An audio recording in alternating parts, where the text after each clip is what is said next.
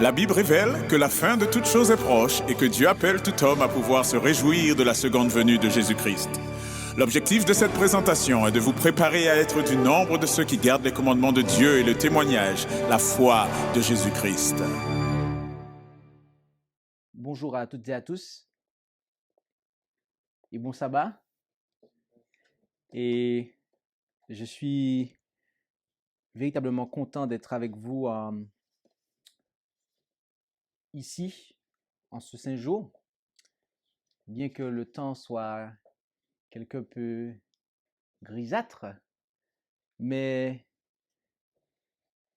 le soleil de justice brille dans nos cœurs en Jésus-Christ. Et nous allons, avant de commencer et d'entrer dans cette présentation, nous allons évoquer la présence du Seigneur par la prière et j'invite ceux qui le peuvent à pouvoir se prosterner.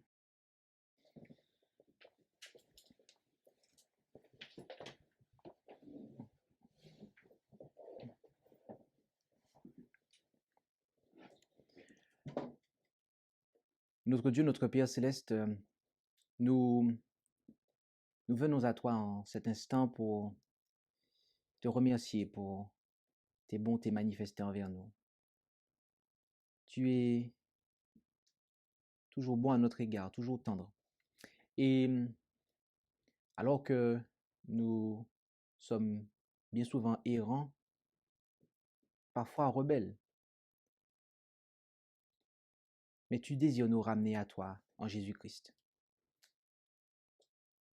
En cet instant, nous aspirons à pouvoir ouvrir ta parole, la comprendre, et que cette dernière, que tu puisses par cette dernière toucher nos cœurs. Alors veuille disposer ces derniers, ces cœurs que nous avons, afin qu'ils soient réceptifs et que rien ne vienne faire entrave à la réception de ta parole et de sa compréhension. Bénis ton peuple pour cela, ainsi que ton serviteur, afin qu'il soit totalement et entièrement sous ton contrôle. N'ayant aucun mérite, Père, nous t'en prions en Jésus pour ta gloire. Amen.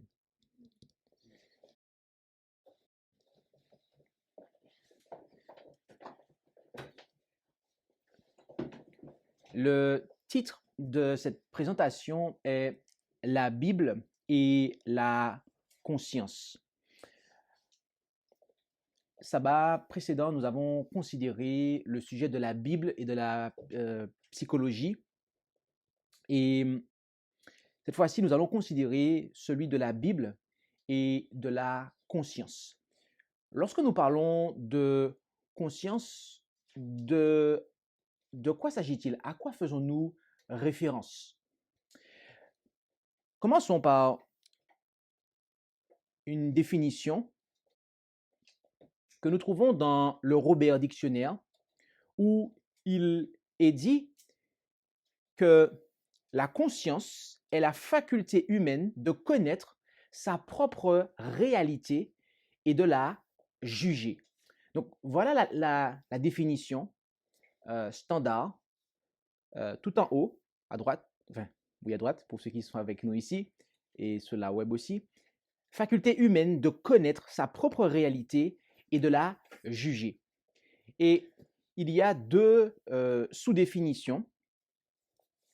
Le premier ensemble nous dit « connaissance immédiate de sa propre activité psychique s'oppose à inconscience, la seule façon d'exister. Pour la conscience, c'est d'avoir conscience d'exister. » Ensuite, deuxièmement, connaissance immédiate, spontanée. Et on donne des exemples d'expression, d'accord? Prendre conscience de quelque chose, avoir conscience de sa force, du courage. Et le deuxième ensemble, c'est faculté ou fait de porter des jugements de valeur sur ses propres actes. Une conscience droite, pure, cas de conscience, agir selon sa conscience. Et sur la conscience, quelque chose à se reprocher, d'accord? Donc là, on parle de avoir quelque chose sur la conscience, c'est-à-dire quelque chose à se reprocher. Et en deuxième lieu, bonne conscience ou avoir mauvaise conscience, lesquels sont mis en gras. Et en troisièmement, mais nous n'allons pas entrer dans cet aspect-là, mais l'aspect de la conscience professionnelle, d'accord, qui en fait découle de ces deux premiers éléments du deuxième ensemble de définition. Et c'est ce deuxième ensemble de définition que nous allons tout particulièrement toucher durant cette présentation. À savoir que, s'il nous faut employer d'autres termes, la conscience est la faculté que l'homme a de pouvoir savoir ce qui est bien de ce qui est mal. D'accord? C'est cette faculté que l'homme a de pouvoir savoir si ce qu'il fait est bien ou ce qu'il fait est mal, de juger, comme le dit la première définition du deuxième ensemble, faculté ou fait de porter des jugements de valeur sur ses propres actes. OK? Et la Bible nous parle de la conscience. Elle nous dit des choses concernant la conscience. Et nous allons, sur la base de la Bible, qui est notre manuel, nous allons considérer ce qu'il en est. Commençons par considérer la mauvaise conscience, le fait d'avoir une mauvaise conscience. Premièrement, lorsqu'on a une mauvaise conscience, eh bien, c'est la raison, cela sera la raison pour laquelle, eh bien, dans certains cas, on va prendre la fuite. D'accord? Lisons ensemble Jean, chapitre 8, versets 3 à 9. Où allons-nous? C'est exact. Jean, chapitre 8, verset 3 jusqu'au verset 9, où nous lisons: Alors les scribes et les pharisiens lui amenèrent une femme surprise en adultère, et l'ayant mise au milieu, ils lui dirent: Maître, cette femme a été surprise en flagrant délit d'adultère. Or, Moïse nous a ordonné dans la loi de lapider de telles personnes. Toi donc, qu'en dis-tu? Il disait cela pour l'éprouver, afin de pouvoir l'accuser. Mais Jésus, s'étant baissé, écrivait avec le doigt sur la terre. Et comme il continuait à l'interroger, il se releva et leur dit: Que celui de vous qui est sans péché lui jette le premier la pierre. Et s'étant de nouveau baissé, il écrivait sur la terre. Quand ils entendirent cela, se sentant repris par la conscience, ils sortirent l'un après l'autre, commençant depuis les plus âgés jusqu'aux derniers. Et Jésus fut laissé seul avec la femme qui était au milieu. Voyez-vous, les scribes et les pharisiens sont venus en flattant Jésus. Maître, dis-nous! Mais en réalité, c'était pour pouvoir l'éprouver et l'accuser. Et ils étaient venus pour condamner la femme. Mais ils sont partis condamnés par leur propre conscience. Pourquoi? Parce que Jésus leur a révélé qu'il était au courant de leur péché à eux, en fait. Et lorsqu'il écrivait sur le sol, il était en train d'écrire leur propre péché.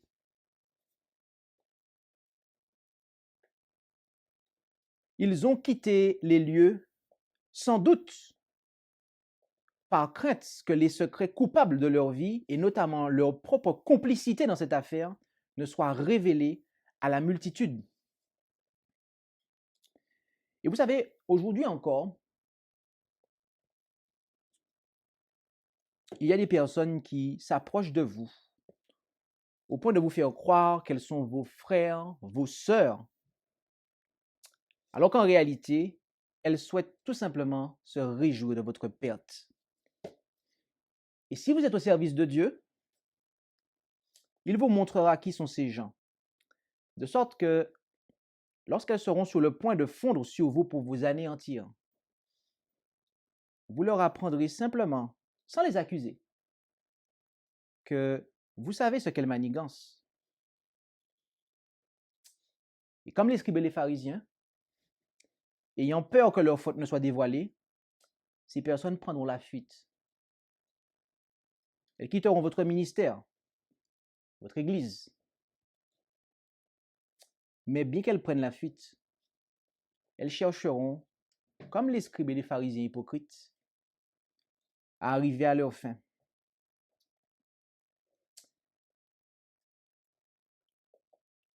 La mauvaise conscience, c'est la raison pour laquelle on prend la fuite. La mauvaise conscience, deuxièmement, c'est la cause des faux enseignements. En effet, en 1 Timothée 4, versets 1 à 6, où allons-nous? C'est exact, 1 Timothée 4, versets 1 à 6. Là, nous lisons: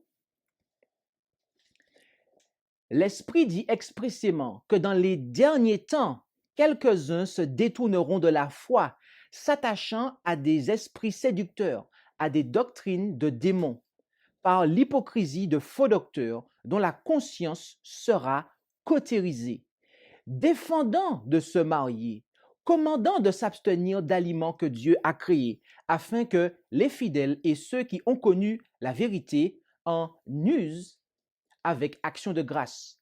Car tout ce que Dieu a créé est bon et rien n'est à rejeter quand on en use avec action de grâce. Parce que celui qui est sanctifié, je reprends, parce que cela est sanctifié par la parole de Dieu et la prière. Si tu présentes ces choses aux frères, tu seras un bon ministre de Jésus-Christ, nourri des paroles de la foi et de la bonne doctrine que tu as exactement suivie.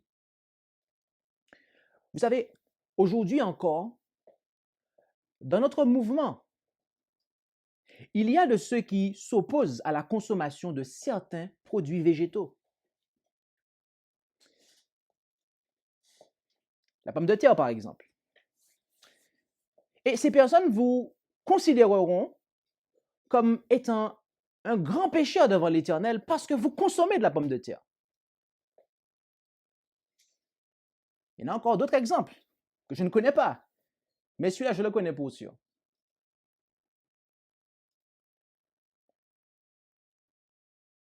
Aujourd'hui encore, dans notre mouvement, il y a des personnes qui s'opposent catégoriquement au mariage entre hommes et femmes, alléguant que ceux qui sont mariés ne pourront pas faire partie des 144 000 car ce sont des vierges. Mais il y a aussi de ceux qui, aujourd'hui encore, au sein même de notre mouvement, s'opposent à ce que des personnes ayant légalement le droit de se marier devant Dieu le fassent. Pourquoi? Car elles considèrent que même si l'un des conjoints a refait sa vie, tant que ce dernier est vivant, l'autre ne peut pas refaire la sienne. Mes amis, ce n'est pas moi qui le dis. Si c'était moi qui le disais, ce que je m'apprête à dire, si c'était moi qui le disais, je pense que on pourrait venir me voir et me dire tu vas trop loin. Mais ce n'est pas moi qui le dis. C'est la Bible qui dit cela. Elle dit que ceux qui enseignent ces choses sont conduits par des démons, qu'ils sont hypocrites et que leur conscience est cautérisée. Que signifie cautériser? Eh bien, cautériser, c'est le fait de brûler au cautère. C'est le fait de brûler au cautère. Et le cautère, c'est un instrument qui brûle les tissus vivants pour cicatriser et guérir. Vous avez déjà vu la peau d'un être vivant qui est brûlée? Vous avez déjà vu des vaches qu'on a marquées au fer chaud? Les esclaves, à une époque, ils étaient marqués au fer chaud, en fait. On prenait un fer, on le faisait chauffer et on le mettait sur leur peau, en fait. Un peu comme pour les immatriculer, en fait. Et ça restait à vie, en fait. La Bible dit que la conscience de ces personnes est cautérisée, en fait. Ça veut dire que leur faculté de discerner entre le bien et le mal, elle est juste brûlée en fait. Elle est brûlée. Vous savez, j'ai eu l'occasion d'être le pasteur d'un groupe dont certains des membres étaient si possédés, si hypocrites et dont la conscience était si cautérisée qu'ils défendaient à une sœur qui le pouvait de se remarier tout en permettant à un frère de leur servir la Sainte Seine alors que lui-même était remarié.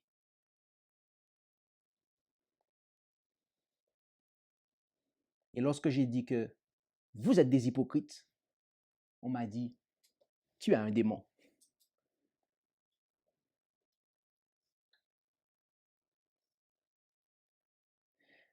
Troisièmement, la mauvaise conscience est la cause des œuvres mauvaises.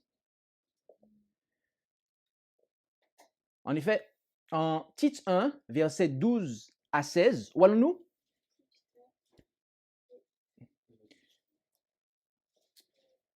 C'est exact. Tite 1, versets 12 à 16. Et là, nous lisons, quelqu'un d'entre eux, leur propre prophète, a dit, les Crétois sont toujours menteurs, de méchantes bêtes, des ventres paresseux. Ce témoignage est véritable. Pour cette raison, reprends-les sévèrement afin qu'ils deviennent saints dans la foi et ne s'attachent pas aux fables judaïques ni aux ordonnances des hommes qui se détournent de la vérité. Tout est pur, il est vrai, pour ceux qui sont purs, mais rien n'est pur pour les impurs et les infidèles. Au contraire, et leur esprit et leur conscience sont souillés. Ils font profession de connaître Dieu, mais ils le renient par leurs œuvres, étant abominables, rebelles et incapables d'aucune bonne œuvre. Ici, on nous parle de ceux qui sont purs. Autrement dit, ceux qui ont le cœur pur, ceux qui comprennent la justification par la foi et qui sont conscients du danger des théories et de tout système qui s'y oppose. Et en l'occurrence ici, Paul faisait allusion au système judaïque, rituel et des cérémonies et de toutes ces fables en fait. D'accord? À en croire Tite 1, verset 14. Et vous savez, aujourd'hui encore, cela n'a pas disparu en fait. Il y a toutes sortes de théories qu'on essaye de vendre au peuple de Dieu, qui viennent en fait supplanter le message de la justification par la foi, le message de l'évangile. Il y a toutes sortes d'idées en fait, extrémistes, fanatiques.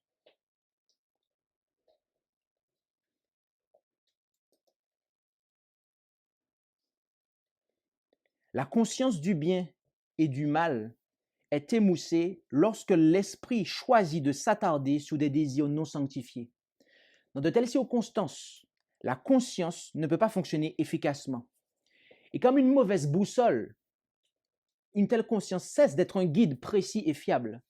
Par conséquent, l'individu guidé par une conscience souillée ne pourra qu'accomplir des œuvres mauvaises.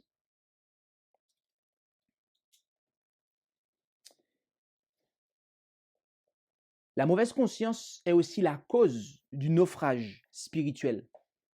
En effet, en 1 Timothée 1, versets 18 à 20, où allons-nous? C'est exact. 1 Timothée 1, versets 18 à 20. Nous lisons, mon fils Timothée, ce que je te recommande, c'est que conformément aux prophéties qui ont été faites précédemment sur toi, tu combattes suivant elles le bon combat, en gardant la foi et une bonne conscience. Quelques-uns, ayant perdu celle-ci, ont fait naufrage quant à la foi. De ce nombre sont Hyménée et Alexandre, que j'ai livrés à Satan, afin qu'ils apprennent à ne point blasphémer. La bonne conscience devait être comme une arme pour Timothée dans la guerre contre l'erreur et le péché. quel que soit le problème auquel Timothée était confronté, sa force consisterait en un effort sincère pour agir conformément aux principes établis par Paul, lesquels étaient conformes à la parole de Dieu. De même, les ouvriers chrétiens aujourd'hui trouveront leurs convictions les plus profondes, de plus en plus ternes et sans nerfs, si leur vie personnelle ne valide pas le message qu'ils prêchent. Et Paul décrit ici ceux qui ont délibérément rejeté la voie de la conscience. Et les étapes tragiques de l'apostasie sont au nombre de 3. La violation d'une conscience pure, la perte de conviction quant à la pertinence des principes chrétiens, et troisièmement, le rejet délibéré de la foi. Et ces 3 étapes-là sont un process. Comme le capitaine d'un navire qui se détourne de son compas pour se fier à son propre jugement, uniquement pour faire face à un désastre, ainsi le chrétien fera naufrage quant à la foi lorsqu'il se détournera de la parole de Dieu pour se fier à son propre jugement ou à celui de quelqu'un d'autre. Et l'apôtre déclara que de telles personnes et de ce nombre étaient 2 individus qu'il a livrés à Satan afin qu'il n'apprenne point à blasphémer. Je vais rapidement expliquer ça parce que ça, certains pourraient ne pas comprendre ce passage, se dire, mais Paul est vraiment très méchant, puisqu'il livre des gens à Satan, alors qu'un prédicateur est censé normalement les amener à Christ. Paul n'est pas méchant en disant ça, en fait. Paul n'employa pas cette expression avec l'idée que la pureté des personnes ainsi livrées devait être révélée, mais plutôt avec la pensée que leurs actions devaient ainsi être condamnées comme spirituellement incompatibles avec les normes de l'Église chrétienne. Comme en 1 Corinthiens 5, versets 1 à 5, cette expression se réfère spécifiquement à l'expulsion de l'Église et était la dernière mesure de discipline qu'une communauté ecclésiale pouvait imposer à un membre en infraction. Et parce que le contrevenant avait rejeté un ou plusieurs des fondements de la foi chrétienne, eh bien, de ce fait, il s'était par ses propres actes, c'est-à-dire en contrevenant à un ou plusieurs principes de la foi chrétienne, eh bien, il s'était par ses propres actes réellement désolidarisé de l'esprit et du corps de l'Église à proprement parler. Et du fait qu'il n'y a que 2 royaumes spirituels en ce bas monde, à savoir celui de Dieu et de Satan, eh bien, la personne qui renonce au service de Dieu entre automatiquement au service et dans le royaume de Satan. Donc, l'Église n'effectue pas réellement le transfert. Paul n'était pas en train de dire que, dans le sens qu'il le transférait en fait à Satan, mais il ne faisait que ratifier la décision et le choix que les membres fautifs avaient pris en réalité. Voilà ce qu'il en est par rapport à la mauvaise conscience. Mais la Bible nous parle également aussi d'une bonne conscience. Une bonne conscience. Et la bonne conscience, voyez-vous, est la cause du salut de certains ignorants. En effet, en Romains, chapitre 2, versets 11 à 16, où allons-nous?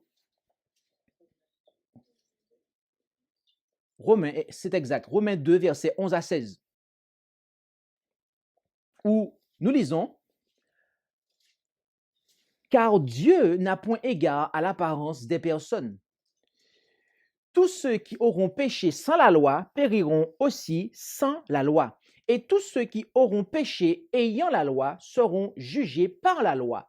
Car ce ne sont pas les auditeurs de la loi qui sont justes devant Dieu, mais ce sont les observateurs de la loi qui seront justifiés. Or, quand les gentils qui n'ont point la loi font naturellement les choses de la loi, n'ayant point la loi, ils se tiennent lieu de loi à eux-mêmes. Ils font voir que ce qui est prescrit par la loi est écrit dans leur cœur, leur conscience leur rend témoignage et leurs pensées les accusent ou les défendent. Ceci paraîtra au jour auquel Dieu jugera les actions secrètes des hommes par Jésus-Christ selon mon évangile. Donc, ici, nous voyons que ceux qui ont connu la loi, les Juifs, les chrétiens adventistes du 7e jour, eh bien, ils seront jugés avec la loi.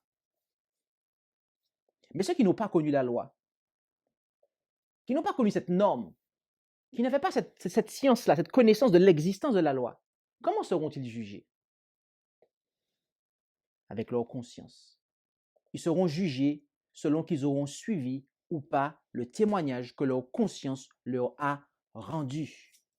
Et le jour où Dieu passera le cas de chacun en jugement, eh bien, il sera révélé qui est-ce qui aura vécu avec une conscience souillée et qui ne l'a pas. On peut regarder les gens dans le monde, se dire, ah, ils ne seront pas sauvés. Mais si ça se trouve, et quand je dis si ça se trouve, il y en a de ceux qui ne connaissent pas effectivement l'évangile tel que nous le connaissons, mais qui seront au ciel, parce qu'ils auront eu une bien meilleure conscience que nous, en fait. Et qu'ils auront marché selon les convictions qu'ils avaient en toute bonne conscience, sans jamais la trahir, sans jamais y contrevenir. Il nous faut donc avoir une bonne conscience devant Dieu. En effet, en Acte 23, verset 1, nous lisons que Paul, les yeux arrêtés sur le Sanhédrin, dit « Mes frères, j'ai vécu jusqu'à présent devant Dieu en toute bonne conscience. » Paul pouvait dire ça, en fait, au Sanhédrin qu'il avait arrêté et qui était sur le point de le juger. Mais j'ai vécu devant Dieu en toute bonne conscience. À Timothée également, dans sa deuxième épître, chapitre 1, verset 3, 2 Timothée 1, verset 3. 2 Timothée 1, verset 3, il déclare « Je rends grâce à Dieu que je sers avec une conscience pure, comme mes ancêtres, car nuit et jour, je ne cesse de faire mention de toi dans mes prières. »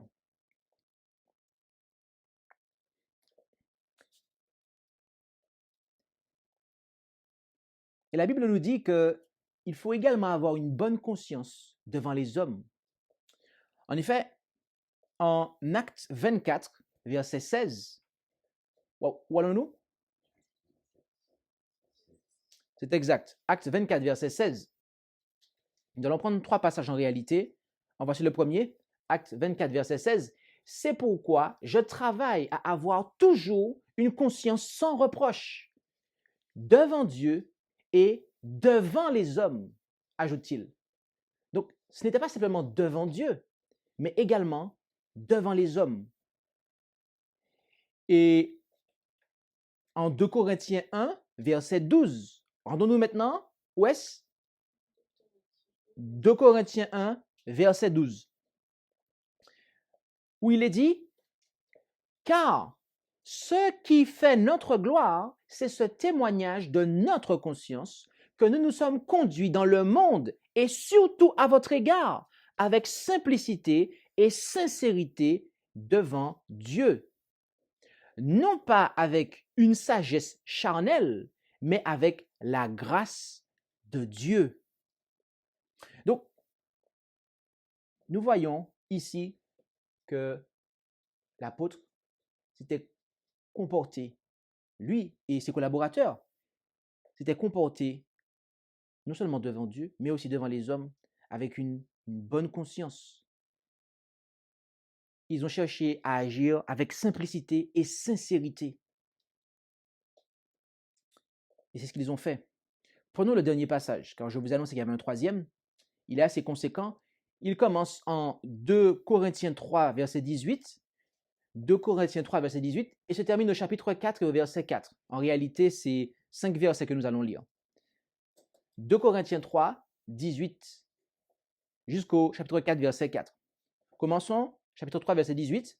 Ainsi, nous tous qui le visage découvert, contemplons comme dans un miroir la gloire du Seigneur, nous sommes transformés à son image de gloire en gloire, autrement dit, d'un caractère imparfait à un caractère parfait. Donc, il y a une progression dans la perfection du caractère.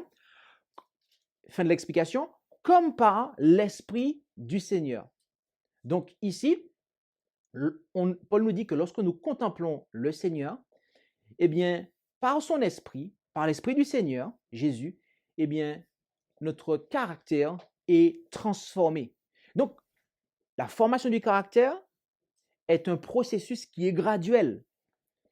Chapitre 4, verset 1 maintenant. C'est pourquoi, donc, sur cette base-là, il dit, c'est pourquoi, ayant ce ministère selon la miséricorde qui nous a été faite, nous ne perdons pas courage, mais nous avons rejeté les choses honteuses qu'on cache, ne nous conduisant point avec artifice et ne falsifiant point la parole de Dieu, mais nous recommandant nous-mêmes auprès de toute conscience d'homme devant Dieu par la manifestation de la vérité.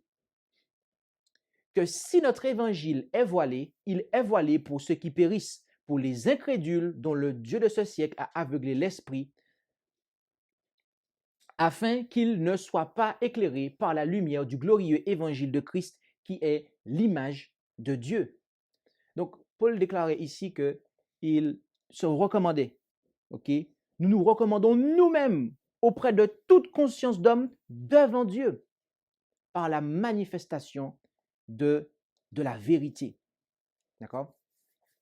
Ainsi, vous comprenez que c'est lorsque nous sommes engagés dans le processus de sanctification et que l'Esprit du Seigneur agit en nous pour modeler notre caractère à la ressemblance du sien, que cela peut être fait. Et donc, la bonne conscience dans l'Évangile est une conscience qui est éclairée par le Saint-Esprit. Oui, une conscience de ce fait qui est éclairée par le Saint-Esprit. Et nous avons un texte qui nous le dit. Il s'agit de Romains, chapitre 9, verset 1. Où allons-nous? C'est exact. Il nous faut avoir une conscience éclairée. Et lisons cela ensemble en Romains 9, verset 1. OK? Il dit, « Je dis la vérité en Christ. Je ne mens point et ma conscience me rend témoignage par le Saint-Esprit. » D'accord? Ma conscience me rend témoignage par le Saint-Esprit. Donc, l'action de l'Esprit, OK, eh bien, vient rendre témoignage à celui de la conscience. D'accord? Il vient confirmer, d'accord, que la conscience est en règle. Parce que si elle ne l'est pas, l'esprit ne pourra pas rendre témoignage. Il rendra témoignage contre notre conscience. Mais ici, il rend des témoignages à sa conscience. Donc, c'était favorable. Et donc, à la lumière de l'Esprit de Dieu. La conscience, la bonne conscience, permet de reconnaître les ouvriers du Seigneur. On a lu un passage tout à l'heure là-dedans, mais je n'ai pas souligné cet aspect-là.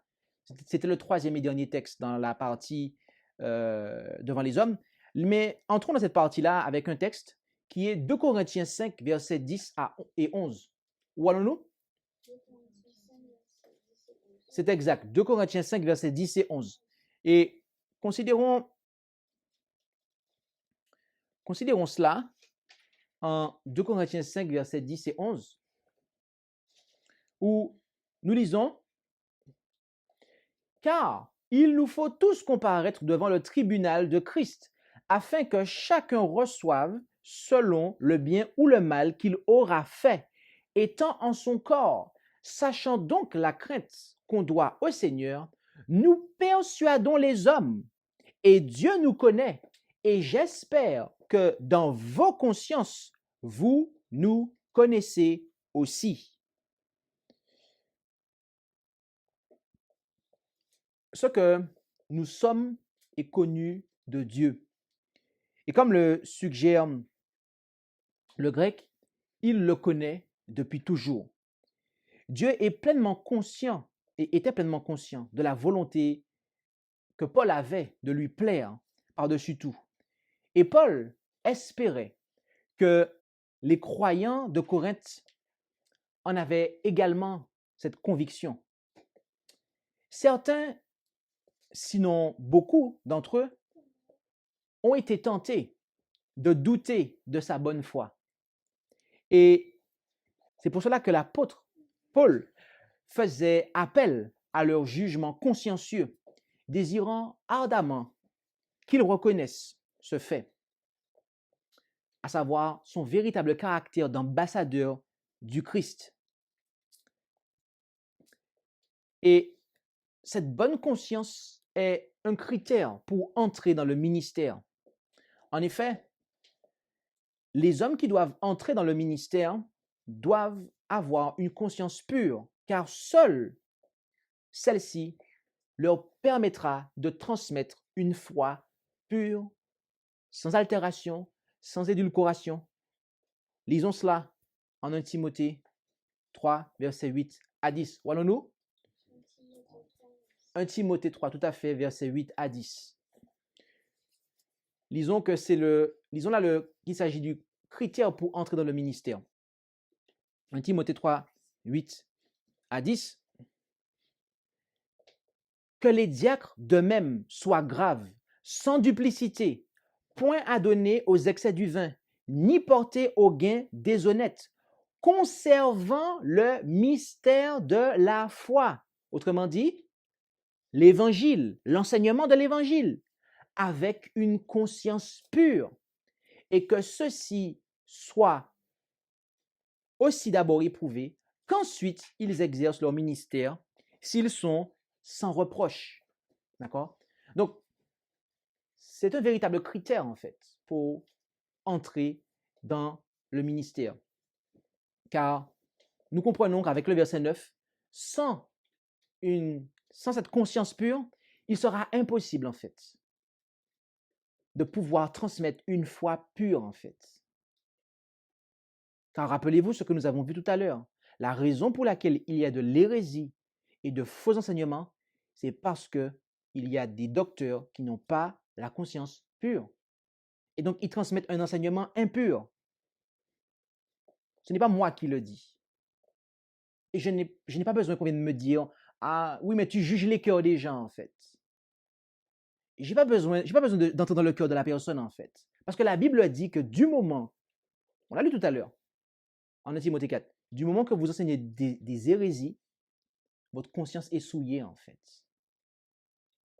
Vous avez des démons, votre conscience est souillée et vous êtes un hypocrite.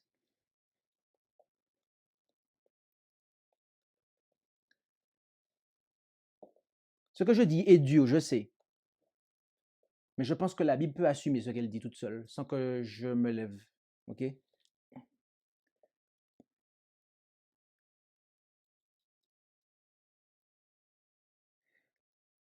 La bonne conscience est un motif de respect des ministres. Lisons cela ensemble en Hébreux 13, versets 17 à 19. Voyons-nous? C'est exact. Hébreux 13, versets 17 à 19. Où il est dit, « Obéissez à vos conducteurs et soyez leur soumis, car ils veillent sur vos âmes, comme devant en rendre compte, afin qu'ils le fassent avec joie et non à regret, car cela vous serait préjudiciable. Priez pour nous, car nous sommes persuadés d'avoir une bonne conscience, désirant de nous bien conduire en toutes choses. Et je vous prie d'autant plus vivement de le faire afin que je vous sois plutôt rendu. » Motif de respect des ministres d'accord, qui ont cette bonne conscience et qui transmettent justement avec cette bonne conscience, cette conscience pure, un message pur, raison pour laquelle il ne faut pas alourdir leur fardeau. Vous savez, lorsque vous êtes dans le ministère, il y a des personnes qui vous soutiennent, qui prient pour vous, qui vous encouragent, qui ne vous flattent pas, qui vous disent la vérité quand vous avez besoin de l'entendre, mais qui prient pour vous et qui vous soutiennent en Jésus-Christ. Mais il y en a d'autres, ce n'est pas le cas. Ce n'est pas le cas en fait. Et exactement comme c'est marqué là, cela leur est préjudiciable en fait. Et les gens ne s'en rendent pas compte. Ils ne s'en rendent pas compte.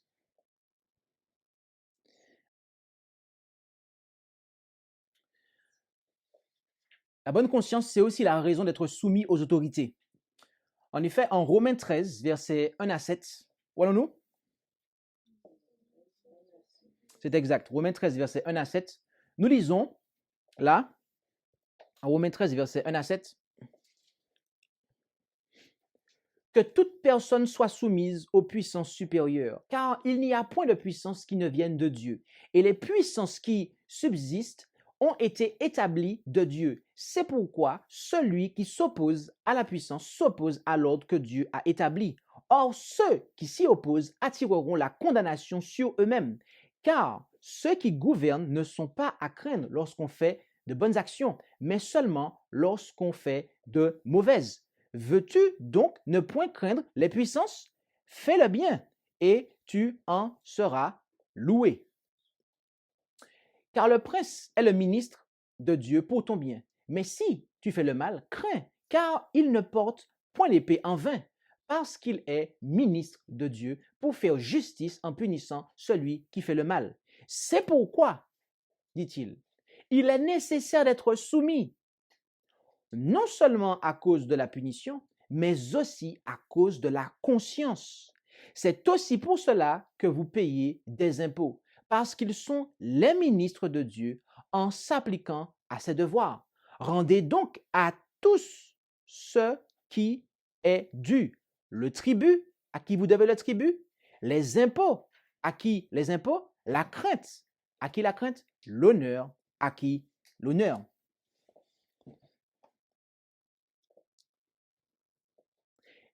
Étant donné que les autorités civiles existent par nomination divine, le chrétien doit leur obéir, non seulement pour éviter la punition, mais également parce qu'il est juste et bon devant Dieu de le faire.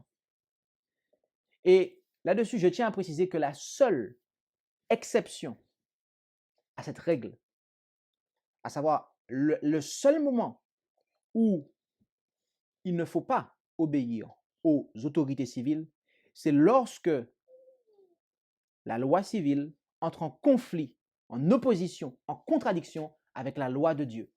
Et à ce moment-là, si vous obéissez aux lois des hommes, vous ne pouvez pas garder une bonne conscience devant Dieu, en fait. À ce moment-là, ce n'est plus le cas. Et c'est ce qui se passera lorsque la loi du dimanche va arriver.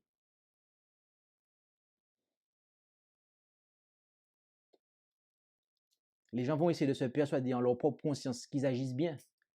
Mais en fait, ils obéiront aux lois des hommes simplement pour leur propre ventre, en fait.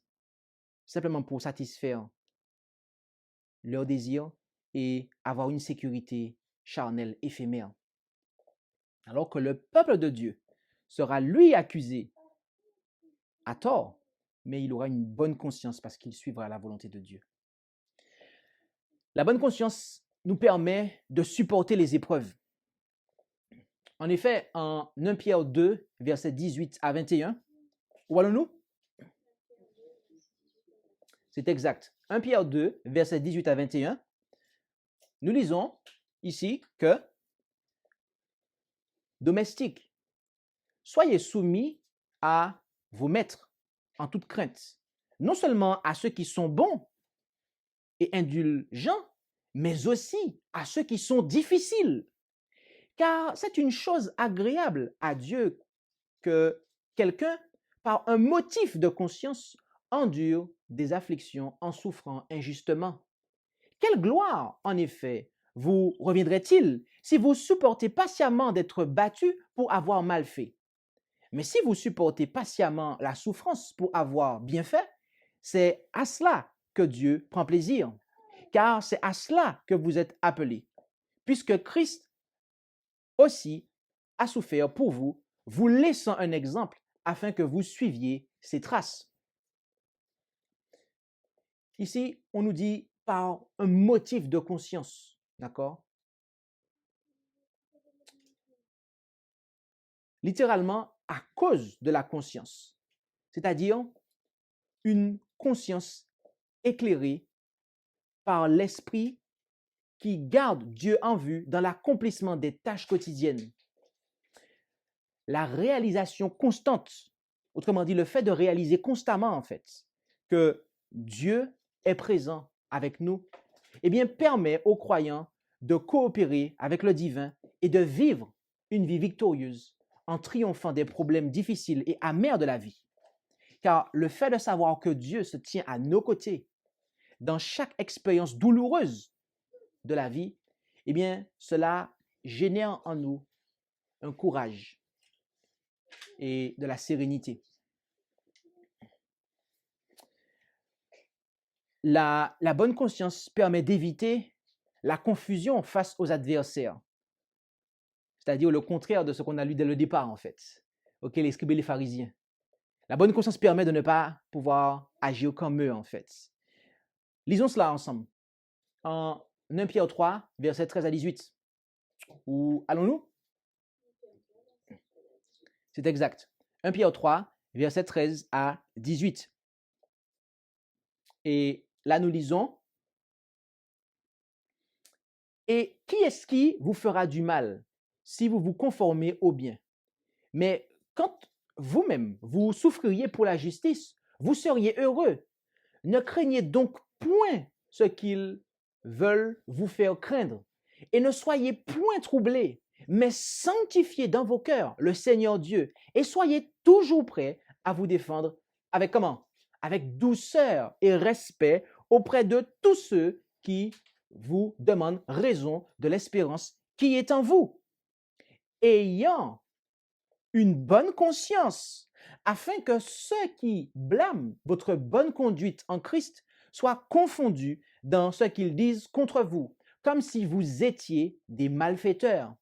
Car il vaut mieux souffrir, si telle est la volonté de Dieu, en faisant le bien qu'en faisant le mal. Car Christ aussi a souffert une fois pour les péchés, lui juste pour les injustes, afin de nous amener à Dieu, ayant été mis à mort selon la chair, mais vivifié par l'Esprit. Amen. Est-ce qu'on peut dire Amen à ça? Amen. Amen. Voyez-vous, il y a parfois des personnes qui sont menaçantes à notre égard. Et alors que nous agissons convenablement et que nous œuvrons pour faire la volonté de Dieu, il se peut que nous ayons des tribulations. Mais le texte dit, à la fin du verset 14, ne craignez donc point ce qu'ils veulent vous faire craindre. Ne craignez donc point ce qu'ils veulent vous faire craindre. Et ne soyez point troublés. Pourquoi? Parce que sanctifiez dans vos cœurs le Seigneur Dieu et soyez toujours prêts à vous défendre avec douceur et respect auprès de tous ceux qui demandent raison de l'espérance qui est en vous. Comment? Ayant une bonne conscience, afin que ceux qui blâment votre bonne conduite en Christ soient confondus dans ce qu'ils disent contre vous.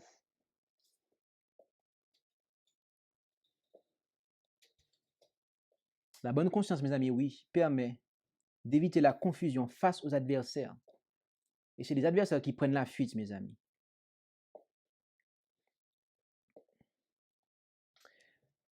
Et voyez-vous, nous avons lu tous ces passages et arrivé à ce stade, Vous pourriez vous dire, mais comment, comment, comment faire? Je n'ai pas suivi ma conscience pendant des années. Je n'ai pas suivi la voie de ma conscience. Et aujourd'hui encore, ma conscience rend témoignage contre moi-même. Aujourd'hui encore, j'ai des problèmes de conscience. Comment résoudre cela? Eh bien, il nous faut savoir que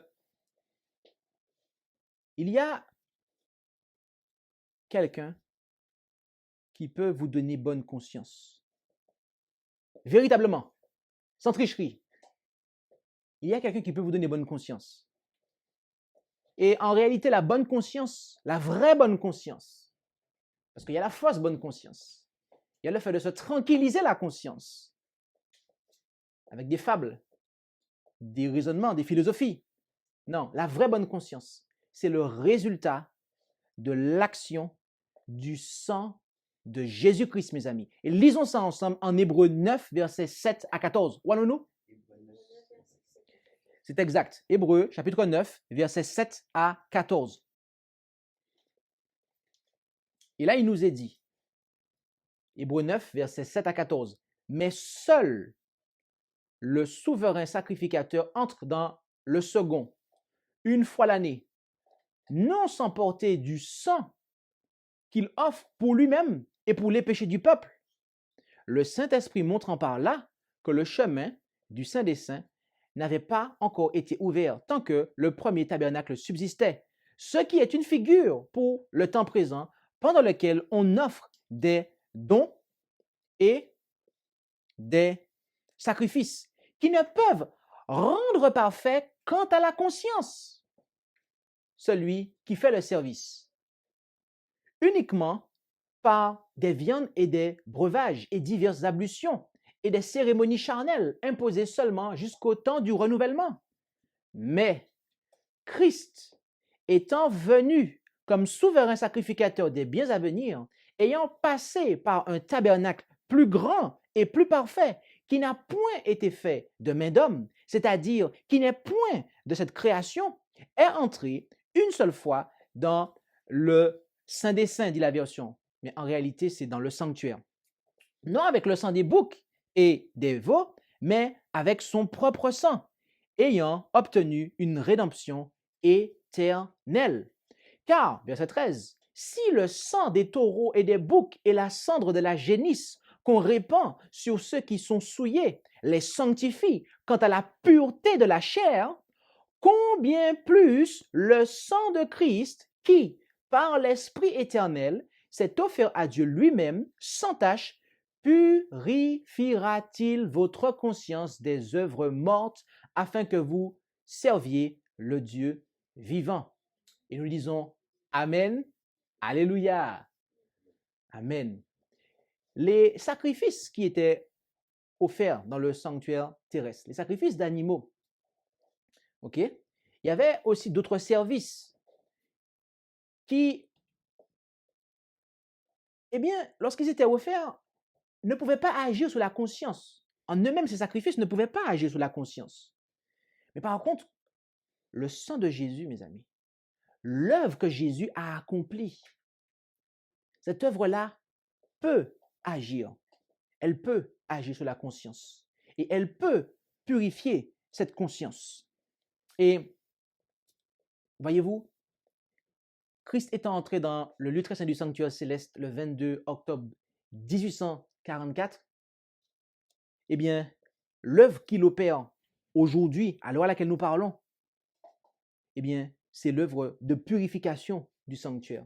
Mais pour que le sanctuaire soit purifié de nos péchés qui s'y sont accumulés, que nous avons confessés, il faut que le temple terrestre, qu'est notre âme, laquelle contient notre conscience, soit purifié.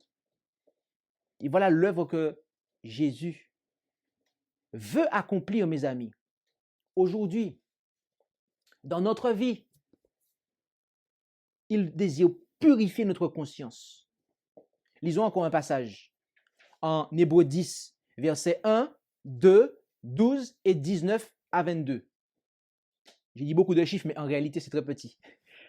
Hébreux 10, 1, 2, 12, ainsi que du verset 19 à 22. Verset 1. Or, la loi, ayant l'ombre des biens à venir, non l'image même des choses, ne peut jamais, par les mêmes sacrifices qu'on offre continuellement chaque année, rendre parfait ceux qui s'approchent de ces sacrifices. Verset 2. Autrement, on aurait cessé de les offrir, puisque ceux qui faisaient ce service, une fois purifiés, n'auraient plus eu conscience de leurs péchés.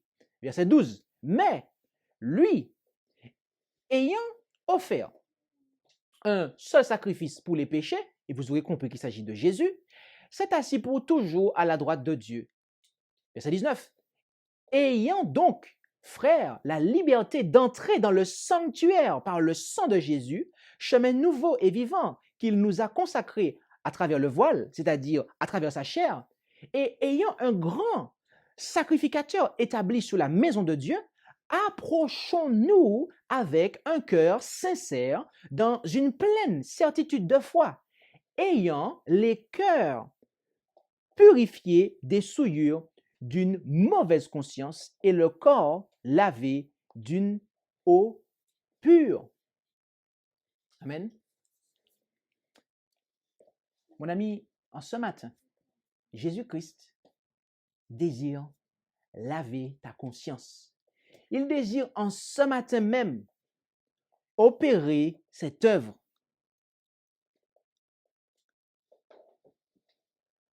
Il désire te pardonner de tes péchés et aussi te purifier de ces derniers, de sorte que tu puisses servir le Seigneur avec une conscience pure et que tu puisses te tenir droit dans tes bottes face à l'adversaire.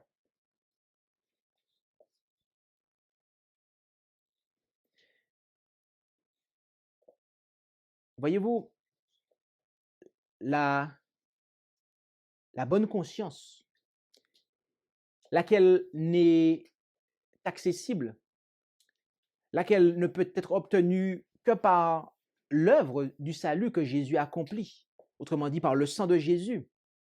Car voyez-vous, il y a une déclaration que la messagère fait.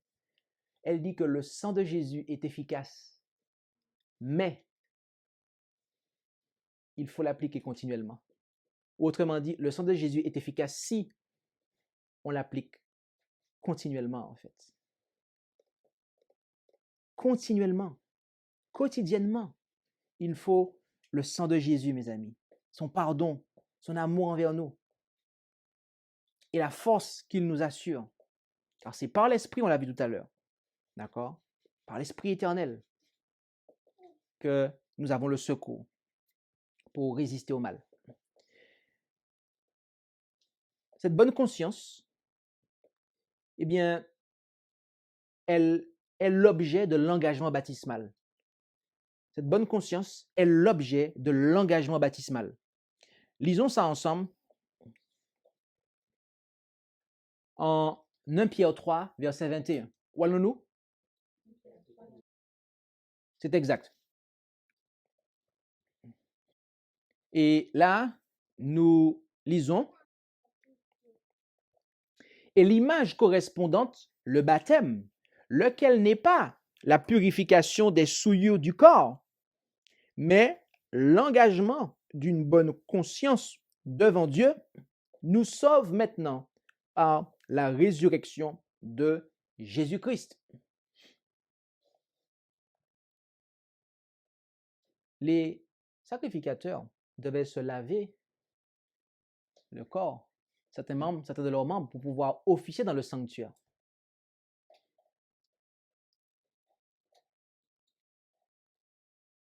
Mais l'eau du baptême, mes amis, ne sert pas à se laver le corps. C'est l'engagement d'une bonne conscience. Le baptême n'est valable que lorsqu'il reflète un esprit et un cœur transformés.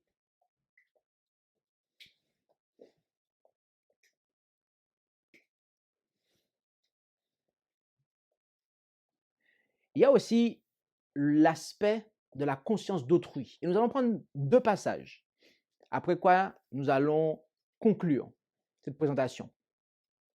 2 passages en rapport avec la conscience, mais aussi avec autrui. Prenons le premier de ces passages en 1 Corinthiens 8, versets 6 à 13. Où allons-nous? C'est exact. 1 Corinthiens 8, versets 6 à 13. Et là, nous lisons en 1 Corinthiens 8, versets 6 à 13. Toutefois, nous n'avons qu'un seul Dieu, le Père, duquel procèdent toutes choses, et nous sommes pour lui. Et un seul Seigneur Jésus-Christ, par lequel sont toutes choses, et nous sommes par lui. Mais tous n'ont pas cette connaissance, car quelques-uns, dans l'opinion qu'ils ont encore à présent de l'idole, mangent une chose comme sacrifiée à l'idole, et leur conscience étant faible, en est souillée. Or, un aliment ne nous rend pas agréable à Dieu, car si nous mangeons, nous n'avons rien de plus, et si nous ne mangeons pas, nous n'avons rien de moins.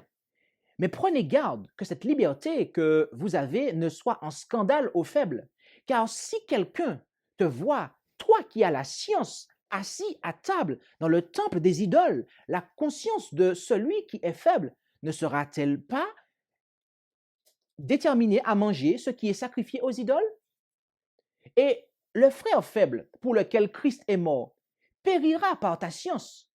Verset 12. Ainsi, en péchant contre les frères et en blessant leur conscience faible, vous péchez contre Christ. C'est pourquoi, si ce que je mange scandalise mon frère, je ne mangerai jamais de viande pour ne pas scandaliser mon frère. Certains des membres de l'Église apostolique ne pouvaient pas considérer la nourriture qui avait été sacrifiée aux idoles comme de la nourriture ordinaire. Et ce, même s'ils ne croyaient plus à l'existence des idoles. Et car dans ce contexte, il faut savoir que sur le marché, il y avait des viandes qui étaient vendues qui avaient préalablement été sacrifiées en fait dans des temples idolâtres. Et on va le voir plus dans le second texte. Et donc, Paul donnait une exhortation justement aux croyants qui, à cette époque-là, effectivement,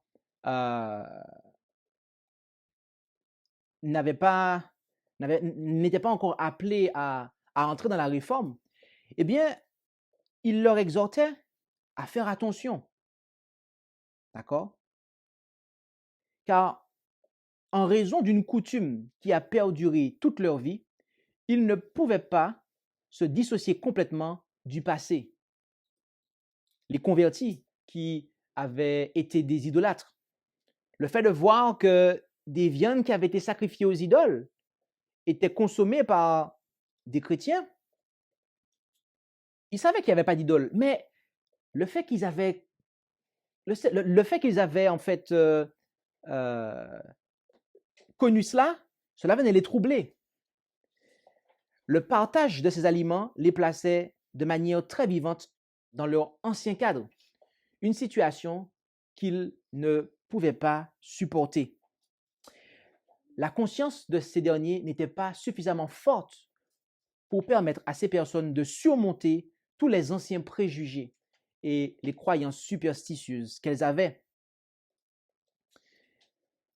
Il est important de faire attention à cela. Car il nous est dit que la conscience est souillée en raison du fait qu'elle est violée en réalité. Car tout ce qui est fait sans une conscience claire est un péché, comme on peut le voir en Romains 14, verset 23. D'accord? Tout ce qui n'est pas le fruit d'une conviction, d'accord? Eh bien, cela est un péché. Prenons le deuxième passage, avant d'aller plus loin, qui est 1 Corinthiens 10, versets 25 à 29. Où allons-nous? C'est exact. 1 Corinthiens 10, versets 25 à 29. Et là, nous lisons. Mangez de tout ce qui se vend à la boucherie, sans vous enquérir de rien, à cause de la conscience. Car la terre est au Seigneur et tout ce qu'elle contient. Si un fidèle vous convie et que vous vouliez aller chez lui, mangez de tout ce qu'on vous présentera, sans vous enquérir de rien pour la conscience. Mais si quelqu'un vous dit, ceci a été sacrifié aux idoles, n'en mangez point, à cause de celui qui vous a averti et à cause de la conscience, car au Seigneur appartient la terre et tout ce qu'elle contient. Or, je dis, la conscience, non point la tienne, mais celle de l'autre. Car pourquoi ma liberté serait-elle condamnée par la conscience d'un autre? L'apôtre Paul, dans ce verset et dans ces versets, lance un appel qui est basé sur le fait que l'amour chrétien ne blessera pas sciemment et inutilement les sentiments d'autrui, ni ne créera une fausse impression et ne conduira ainsi quelqu'un au péché. Le frère faible qui ne comprend pas pleinement le problème, eh bien, condamnera probablement l'autre comme étant prêt à faire des compromis avec les idolâtres. Et dans ce cas, pourquoi agir de manière à s'exposer à une telle accusation? Ne vaudrait-il pas mieux s'abstenir de manger de la viande et éviter ainsi de causer un malentendu ou d'offenser inutilement? Les droits et les privilèges de chacun doivent être rapidement mis de côté afin de ne pas blesser un frère qui est faible. Les chrétiens doivent se garder d'exercer leur liberté à certains moments, de telle manière que celle-ci ne soit pas une pierre d'achoppement pour les autres ou qu'ils soient eux-mêmes l'objet de reproches. Vous savez, je ne suis pas membre d'une société secrète. Je ne suis pas franc-maçon, je ne suis pas Illuminati, je ne suis pas... Car Apocalypse 18 nous dit de sortir du milieu d'elle, mon peuple. Et cela concerne les sociétés secrètes. Et les enfants de Dieu n'ont rien à faire dans les sociétés secrètes. Et n'étant pas membre d'une société secrète, n'ayant jamais tellement côtoyé ces cercles-là, et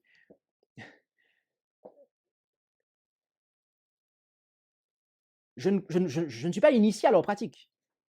Et il m'est arrivé, des fois dans des prédications, de mettre mes mains d'une façon, de me tenir d'une façon. Et en fait, je ne me rendais pas compte que j'étais en train de réaliser un symbole franc-maçonnique en me tenant de cette façon-là, en fait, et en faisant cette position-là avec ma main, en fait. Je ne la ferai pas d'ailleurs. Et il y a un frère qui m'a écrit un message me disant, mais avec amour et douceur, il me l'a dit. D'ailleurs, je pense que tu le connais, toi. Il m'a écrit un message me disant, il m'a montré une photo de symbole et me montrant la capture d'écran de moi en train de me tenir comme ça. Et il m'a dit de faire attention. Et il m'a dit de faire attention. Et j'ai remercié le frère. J'ai remercié le frère. Parce que je me suis dit, effectivement, il y a des gens qui ne me connaissent pas, en fait.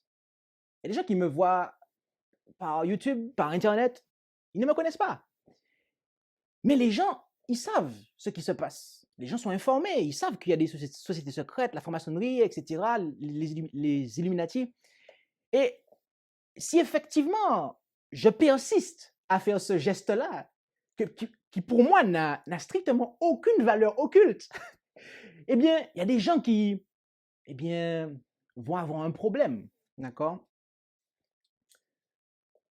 Est-ce que j'ai la liberté de me tenir comme ça avec mes mains?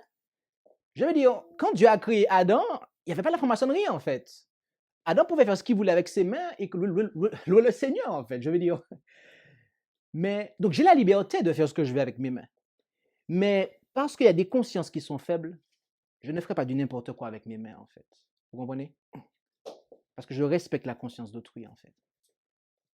Et si cela ne me cause pas de dommages, eh bien, je dois être prêt à renoncer à certaines de mes libertés pour que mon frère ou ma sœur soit bien. D'accord? En conclusion, que dirons-nous?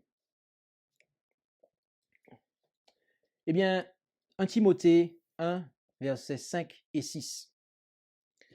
Le but du commandement, c'est la charité, qui procède d'un cœur pur et d'une bonne conscience et d'une foi sincère. Quelques-uns, s'en étant détournés, se sont égarés dans de vains discours. L'objectif, mes amis, c'est quoi? L'objectif de la vie chrétienne, de notre vie chrétienne ici-bas, n'est-ce pas qu'au final, nous puissions refléter le caractère de Jésus? Amen? Amen, alléluia! Et le caractère de Jésus, mes amis, c'est un caractère d'amour, la charité. Or, voyez-vous, cette charité, il y a une façon bien précise de la voir. Elle procède d'un cœur pur, d'une bonne conscience et d'une foi sincère, c'est-à-dire sans prétention, qui ne joue pas la comédie. L'amour ne procède que d'un cœur pur et entier, d'accord? Indivisible, devrais-je dire, de bonne conscience et d'une foi loyale, et non pas de spéculations sans valeur qui ne produisent que plus de questions. Seul l'amour, lorsqu'il procède, et qui ne peut que procéder d'un cœur pur, d'une bonne conscience et d'une foi sincère, peut unifier les membres de l'Église et révéler au monde le caractère de Jésus, et révéler au monde en réalité Jésus. Parce que c'est au travers de nous que Jésus désire se manifester aux gens, en fait. N'est-ce pas? C'est pour cela, mes amis, que nous sommes invités à accepter Jésus dans notre cœur en ce matin. Nous sommes invités à l'accepter dans notre vie, afin qu'il puisse nous purifier nos cœurs, notre conscience, et que nous puissions être sincères dans nos démarches, de sorte que nous puissions être remplis d'amour et le manifester, afin que Dieu soit exalté. Que le Seigneur nous bénisse tous. Amen. Je vous invite à pouvoir prier.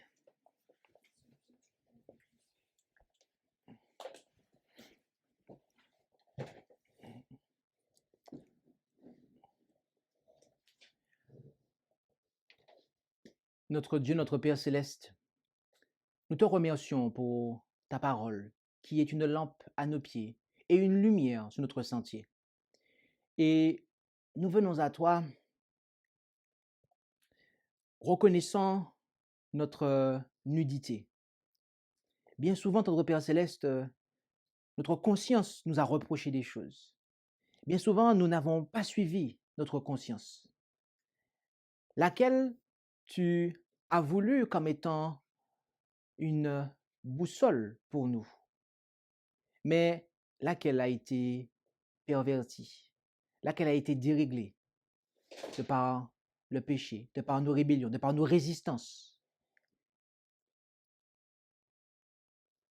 Mais, alléluia, gloire te soit rendue de ce que Jésus soit venu pour sauver des pécheurs tels que nous, et que par son sang, il désire nous purifier, non seulement nous pardonner, mais aussi nous purifier de tout péché, et notamment notre conscience, afin qu'elle puisse à nouveau être fonctionnelle comme cette boussole, afin que, éclairée par ton esprit, et conduit par ton esprit, nous puissions nous tenir devant toi et devant les hommes avec cette bonne conscience, et que nous puissions ainsi avoir un amour fraternel pour tous, un amour authentique, ton amour pour tout homme.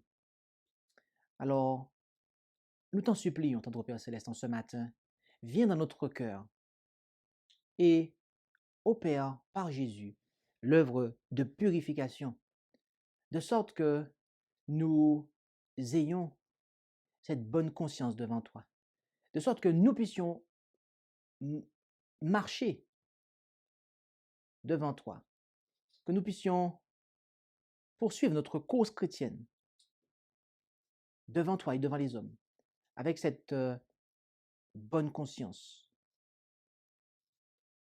que nous soyons dans la joie de ton glorieux